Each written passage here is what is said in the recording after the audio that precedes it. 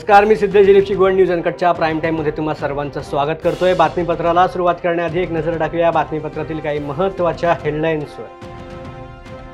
मुख्यमंत्री माझी लाडकी बहीण कुटुंब भेट अभियान सुरू। मुख्यमंत्र्यांनी बहिणींच्या घरी जाऊन घेतली भेट। माझ्या भावाच्या मागची इडापिडा जाऊ दे, पुनीत बालन यांच्यासाठी चित्रा वाघ यांचे श्रीमंत भाऊसाहेब रंगारी गणपतीकडे साकडे। गोपाल अग्रवाल यांच्या काँग्रेस प्रवेशापूर्वीच आघाडीमध्ये वादाची ठिणगी। गोंदिया विधानसभेवरून शिवसेना काँग्रेसमध्ये रस्सीखेच। आणि सटाण्याच्या मुंजवाडच्या जनता विद्यालयाचे देखाव्यामधून समाज प्रबोधन। आता पाहूया सविस्तर वृत्त। लाडकी बहीण योजनेसाठी राज्यभरामध्ये सरकारकडून मेळावे घेतले जाते, तर आता या योजनेचा प्रचार शिवसेनेकडून देखील केला जाणार आहे। दरम्यान आगामी विधानसभा निवडणुकीच्या पार्श्वभूमीवरती दररोज महत्त्वाच्या घडामोडी घडत असल्याचं पाहायला मिळतंय। आता लाडकी बहीण योजनेचा प्रचार आणि वाढता आढावा घेण्यासाठी शिवसेना मैदानामध्ये उतरत आहे। त्यासाठी आता मुख्यमंत्री एकनाथ शिंदे यांनी मुख्यमंत्री लाडकी बहीण योजना कुटुंब भेट या नव्या कार्यक्रमाची घोषणा केली। दररोज 15 कुटुंबियांना भेटून मुख्यमंत्री लाडकी बहीण योजनेचा आढावा घेणार आहेत। ही माहिती देताना ज्या कुटुंबियांना या योजनेचा लाभ मिळालेला नाही त्यांना लाभ कसा मिळवता येईल यावरती मी स्वतः लक्ष देणार असल्याचं एकनाथ शिंदे यांनी यावेळेला स्पष्ट केलंय। त्यासाठी त्यांनी आता बहिणींच्या घरी जाऊन भेटी घेण्याचं देखील सुरू केलंय। माझ्या भावाच्या मागची इडापिडा जाऊ दे आणि तुझी अशीच सेवा पुनीत बालनच्या हातून होऊ दे, असं साकडं भाजप प्रवक्त्या चित्रा वाघ यांनी श्रीमंत भाऊसाहेब रंगारी येथील गणपतीला घातल्याचं आज पाहायला मिळालं। आज त्यांच्या हस्ते श्रीमंत भाऊसाहेब रंगारी गणपती ट्रस्ट येथे बाप्पांची आरती करण्यात आली। त्यावेळी त्यांनी हे मत व्यक्त केलंय। दीपक सर हिंदुस्थानाच्या पहिल्या गणपतीचा आरतीचा मान काय सांगा, काय भावना व्यक्त? नाही, दरवर्षी मी या ठिकाणी येते आणि एक नवीन ऊर्जा घेऊन, वर्षभराची नवीन ऊर्जा गणरायाकडनं मी घेऊन जात असते। मला माझ्या भावाचा पुनीतचा अगदी सार्थ अभिमान आहे की त्याने मी गेली कित्येक वर्ष येते आहे। सगळ्या याचा कायापालट केलेला आपल्याला पाहायला मिळतो आहे। एवढंच नाही, ज्या पद्धतीने मानाच्या गणपतींना येते तसे छोट्या मोठ्या मंडळांनाही भेटी देते आणि सगळ्या मंडळाचे कार्यकर्ते आवर्जून सांगतात की ताई, प्रश्न पडला होता की गणेशोत्सव पुढे करावा किंवा नाही करावा, पण मदतीचा हात पुनीत बालनच्या माध्यमातून आम्हाला मिळाला आणि पुन्हा एकदा जोरात पुण्याच्या गल्लीबोळामध्ये आपण पाहतोय की गणेशोत्सव मोठ्या अगदी उत्साहाने साजरा होतोय। गणरायाकडे माझ्या या भावासाठीही मी मागितले की त्याच्या मागची इडापिडा सगळी जाऊ दे, गणरायाने अधिकचं बळ पुनीतला द्यावं की जेणेकरून तो आणखीन चांगली सेवा गणेश बाप्पाची करू शकेल। काही सुषमा अंधारेंनी टीका केली होती, पुनीत बालन यांच्यावरती टीका केली जाते। मी काय म्हटलं, आज उगाच कुणाची नावं घेऊन मला माझं विटाळावायचं नाही आहे। गणपती बाप्पाने सगळ्यांना सद्बुद्धी देऊ दे, एवढंच मी सांगेन। तो जितकं करतोय कणभर तर कुणी करावं आणि मग बोलावं। जो करतोय त्याला प्रोत्साहन देणं गरजेचं असतं की तो आणखीन जोराने काम करेल। पाय खेचणं किंवा वाटेल तसं बोलणं, आता हे पाहतोय तुम्ही, पण मी तुम्हाला जसं मगाशी म्हटलं की मला माझं तोंड वाईट करायचं नाही आहे, विटाळावायचं अजिबात नाही आहे। मी बाप्पाच्या दरबारात आहे आणि जो बाप्पाची चांगली सेवा करतोय त्यांना विचारा ज्यांच्यासाठी काम करतोय, ते तुम्हाला सांगतील की पुनीत काय करतोय। त्यामुळे मला वाटतं फार बोलायला नको आहे। परमेश्वराने सगळ्यांना सुखी ठेवावं, समाधानी ठेवावं। महायुतीच्या आमचे एकनाथराव शिंदे असतील, देवेंद्रजी असतील, अजितदादा असतील, यांना बाप्पाने बळ द्यावं की अधिकाधिक आणखीन जनतेसाठी ते काम करू शकतील। गणपती बाप्पा। लातूरच्या उदगीर तालुक्यामधील धनकनाळ आणि बोरगाव येथील लेंडी नदीवरती जलसंधारण विभागाच्या वतीने क्रीडा आणि युवक कल्याण मंत्री संजय बनसोडे यांच्या प्रयत्नामधून 3 बंधारे उभारले गेलेत। या बंधाऱ्यामुळे मतदारसंघामधील शेकडो हेक्टर क्षेत्रातील पाण्याखाली येणार असून त्यामुळे या भागामधील शेतकऱ्यांच्या जीवनात आर्थिक उन्नती होणार आहे। बंधारे मंजूर करून पूर्ण केल्यामुळे शेतकऱ्यांनी क्रीडा आणि युवक कल्याण मंत्री संजय बनसोडे यांचे आभार देखील व्यक्त केले। आता मी इथलाच रहिवासी आहे, गावातच असतो। माझं नाव दिनेश माधप्पा मठपती आहे। गेल्या 20 वर्षाच्या काळापासून इथं पूल नव्हता, होता छोटासा होता। वरून लोक यायला जायला प्रॉब्लेम, कारण नदी मोठी आहे। एक वेळेस पाऊस आला 2-2 दिवस बाहेर राहायचे लोक। आता ह्या काळामध्ये चांगलं झालेलं आहे। बंधारे एकदम व्यवस्थित झालेलं आहे। कोणालाही विचारून घ्या तुम्ही, बंधाऱ्याविषयी काही प्रॉब्लेम नाही। काय वाटते बंधाऱ्याचा काही फायदा भविष्यात? बंधाऱ्याचा फायदा म्हणजे पलीकडले जेवढे शेतकरी आहेत त्यांना एवढा फायदा झाला की छोटंसं वाहन म्हणा किंवा जाणारी लेडीज जेंट्स किंवा जनावर मोठा पाणी पाऊस आला तर वरून येतात. पाणीमध्ये नदीमध्ये पाणी तर आहेच ना, पाणी पुष्कळ असते. कारण काय वरून कर्नाटकमधून येणारे नदी आहेत, काही तळे आहेत चार. बंधारे बांधल्या त्या बंधाऱ्यावर पाणी अडवण्यात येणार आहे आता काही. हो हो, तेव्हा काय शेतकऱ्याला फायदा? शेतकऱ्याला फायदा होईल ना, वरच्या शेतकऱ्यांना भरपूर फायदा होईल. कारण मोटर आहे, पाईपलाईन लावून पाणी देऊ शकतात. एखादी हंगाम आमच्याकडे काय तसं ऊसाचं केळीचं काही नाही, एखादी रब्बीचा हंगाम घेऊ शकतात. कारण मी वेगळ्या पक्षाचा असेल हे म्हणणं नाही, पण यांनी काम केले त्यांना द्यायला पाहिजे. आता तुमची काय मागणी आहे? आता सध्याला मागणी एक STची आहे साहेब, दुसरं फक्त विजेचं आहे. गावाला काय लागतं आहे, एखादी जर सरपंच असेल किंवा आमदार असतील नामदार असतील, गावात लाईट पाणी हेच गावची समस्या असते. दुसरं काही लोकांनी मागत नाही, तुम्हाला कोणालाही मागत नाही. आता हे काय लाईटची समस्या आहे भरपूर खराब. सकाळी 4च्या नंतर लागली 11 वाजेपर्यंत वोल्टेज 80च्या वर राहत नाही, 70च्या. आमच्या गावात कोणी येऊन चेक करायला पाहिजे. ऑल इंडिया पॅन्थर सेनेच्या वतीने विविध मागण्यांसाठी बीड जिल्ह्यामधील अंबेजोगाई शहरात उपजिल्हाधिकारी कार्यालयावरती मोर्चा काढण्यात आला. हा मोर्चा डॉक्टर बाबासाहेब आंबेडकर चौकामध्ये निघून उपजिल्हाधिकारी कार्यालयावरती धडकला. यावेळेला प्रचंड घोषणाबाजी देखील करण्यात आली. भाजपा आमदार नितेश राणेंवरती सामाजिक तेढ पसरवल्याप्रकरणी गुन्हा दाखल करावा, तसेच केज तालुक्यामधील शाळकरी मुलाला मारहाण केल्याप्रकरणी आरोपीला अटक करण्यात यावी अशी मागणी यावेळेला करण्यात आली.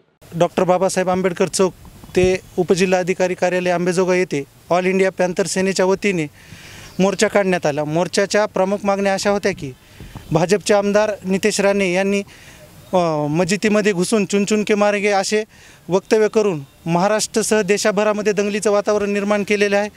नितेश राणे यांना तात्काळ राष्ट्रीय सुरक्षा अंतर्गत त्यांच्यावर गुन्हा दाखल झाला पाहिजे व तात्काळ त्यांच्या आमदारकीचा राजीनामा घेतला पाहिजे.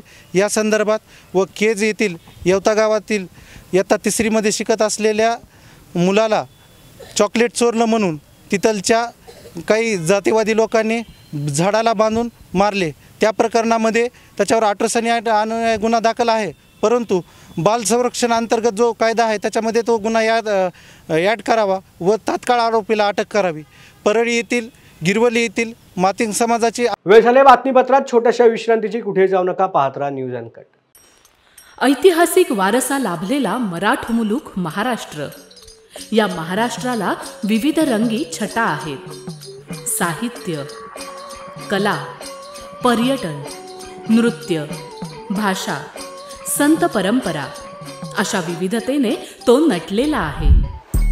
हीच गौरवशाली विविधता जपत सुवरंग मराठी केवळ महाराष्ट्राच्या सांस्कृतिक संहितेपुरते मर्यादित न राहता समकालीन नवकल्पनांवर आधारित कार्यक्रमांद्वारे मराठी मनोरंजन विश्वात स्वतःची एक अनोखी जागा निर्माण करत आहेत. मराठी मनोरंजन क्षेत्रातील उत्तम दिग्दर्शक, लेखक आणि निर्मात्यांच्या प्रतिभेचा पुरेपूर वापर करून मनोरंजनाचा आगळा वेगळा रंग उधळण्यास आम्ही सज्ज आहोत. स्वरंग मराठीचे उद्दिष्ट मराठी मनोरंजन क्षेत्रामध्ये मनोरंजनाची वहिवाट सोडून, रूढीवादी पद्धती तोडून मनोरंजनाचा समृद्ध अनुभव प्रदान करून देण्याचा आहे. म्हणूनच यात विविध पद्धतीचे मनोरंजक आणि माहितीपूर्ण कार्यक्रम स्वरंग मराठीवर बघता येतील. शेवटी एकच, धकाधकीच्या जीवनात धांगडधिंगा करण्यापेक्षा बसूया, हसूया, गाऊया, जगूया. नाती गोती श्रावण मोती गावामधले जीवंत रंग. नाती गोती श्रावण मोती गावामधले जीवंत रंग. चला जोडूया, चला पाहूया, जशी संस्कृती तसा स्वरंग. विश्रांतीनंतर पुन्हा एकदा न्यूज अनकट प्राईम टाइम मध्ये स्वागत आहे. पाहूयात उर्वरित काही महत्त्वाच्या बातम्या. नागपूरमधील एका निराधार महिलेची तिच्या सुनेनी चुलत भावांना सुपारी देत हत्या केली असून आरोपीने सासूला हार्ट अटॅक आल्याचा बनाव रचला होता. मात्र तिच्याच 5 वर्षांच्या मुलीने झालेला प्रकार सांगितल्यानंतर हत्येचा उलगडा झालाय. नागपूरच्या अजनी पोलीस ठाण्याच्या हद्दीमध्ये ही घटना घडली। सुनीता राऊत असं मृत महिलेचं नाव असून आरोपी सून वैशाली अखिलेश राऊत हिला आणि इतर आरोपींना अजनी पोलिसांनी अटक केली। आज दुपारी सातारा शहरालगत महामार्ग 4 वरील वाडेफाटा भागामधील वेण्णा नदीच्या पुलावर पुण्यावरून साताऱ्याला जाणारी शिवशाही बस अचानक पेटल्याचं पाहायला मिळालं। बसला आग लागल्याचं कळताच वाडेफाटा येथे सर्व प्रवासी खाली उतरले आणि त्यामुळे मोठी जीवितहानी टळली। मात्र प्रवाशांच्या बॅगा जळल्या असून अग्निशामक दलाने घटनास्थळी पोहोचत बसची आग विझवली आहे। गोंदिया शहरामध्ये सध्या मुसळधार पाऊस सुरू असून देवरी तालुक्यामधील वाघनदी काठच्या गावांना सतर्कतेचा इशारा देण्यात आलाय। प्रशासनाने वारंवार सतर्कतेचा इशारा देऊनही एका डिझेल टँकर चालकाने पाणी वाहणाऱ्या पुलावरून आपला टँकर नेल्याने तो पाण्यामध्येच वाहून गेला। नागरिकांनी अशा प्रकारची धाडस करू नये असा इशारा प्रशासनाकडून पुन्हा एकदा देण्यात आलाय। नाशिकच्या कळवण तालुक्यामधील गायदरापाडा हे गाव अद्याप मूलभूत सुविधांपासून वंचित आहे। काही महिन्यांपूर्वी मळगाव ते गायदरपाडा या 7 किलोमीटर रस्त्याचे काम सुरू झाले। मात्र पावसाळ्याच्या सुरुवातीलाच डोंगराचा काही भाग खचून हा रस्ता वाहनांसाठी बंद झाल्यामुळे नागरिकांची वळणदळण सुविधा बंद झाली। त्यामुळे स्थानिकांना मोठ्या संकटाचा सामना करावा लागत असून बाहेरगावी मृत पावलेल्या एका महिलेचा मृतदेह ग्रामस्थांनी बॅटरीच्या उजेडात डोलीमधून 7 किलोमीटर जंगलामधून जीवघेणी पायपीट करत रात्रीच्या सुमारास गावामध्ये आणला। त्यामुळे गायदरपाडा नागरिकांच्या नरक यातना कधी थांबणार असा प्रश्न देखील उपस्थित केला जातोय। झालेल्या प्रकाराबाबत परिसरामधील नागरिकांकडून प्रशासनाबाबत संतप्त भावना व्यक्त केल्या जात आहेत। वेळ झाले बातमीपत्रात छोट्याशा विश्रांतीची, कुठे जाऊ नका, पाहत राहा न्यूज अनकट।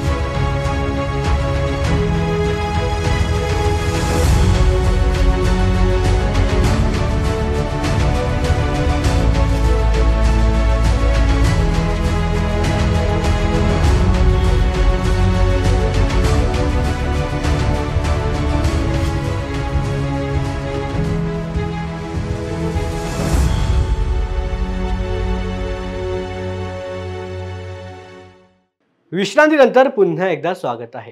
अमरावती शहरामध्ये घरेलू कामगार योजनेअंतर्गत नोंदणीसाठी उपायुक्त कार्यालयाच्या बाहेर महिलांची मोठी गर्दी पाहायला मिळाली। या योजनेअंतर्गत महिलांना गृहोपयोगी वस्तू मिळत असून सकाळी 6 पासूनच महिला या कामगार आयुक्त कार्यालयाबाहेर रांगा लावून बसल्या। प्रत्येक तालुक्यामध्ये महिलांची वेगवेगळी नोंदणी केल्यास त्रास होणार नसल्याचे सांगत उपस्थित महिलांनी प्रशासनाच्या ढिसाळ कारभाराबाबत संताप व्यक्त केल्याचं यावेळेला पाहायला मिळालं।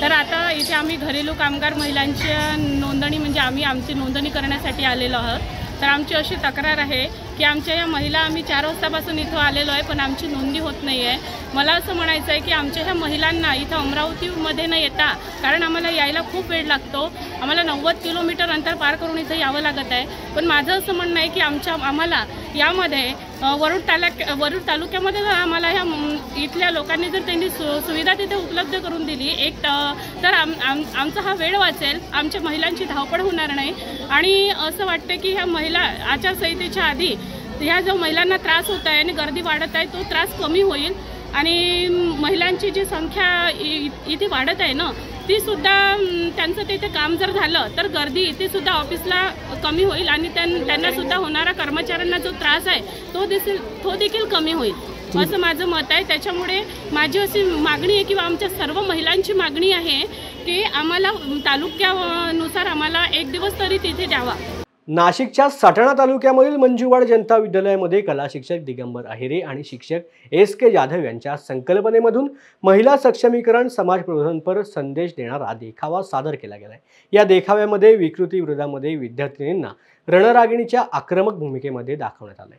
मुलींनी आता सक्षम होऊन अन्याय, अत्याचार आणि गुलामगिरी यांना सक्षमपणे प्रतिकार केला पाहिजे असा समाज प्रबोधनपर संदेश या देखाव्यामधून प्रदर्शित केला गेला आहे। वेळ झाल्या बातमीपत्रात, आता इथेच थांबायची। पुन्हा भेटू नवीन बातमीपत्रात। धन्यवाद।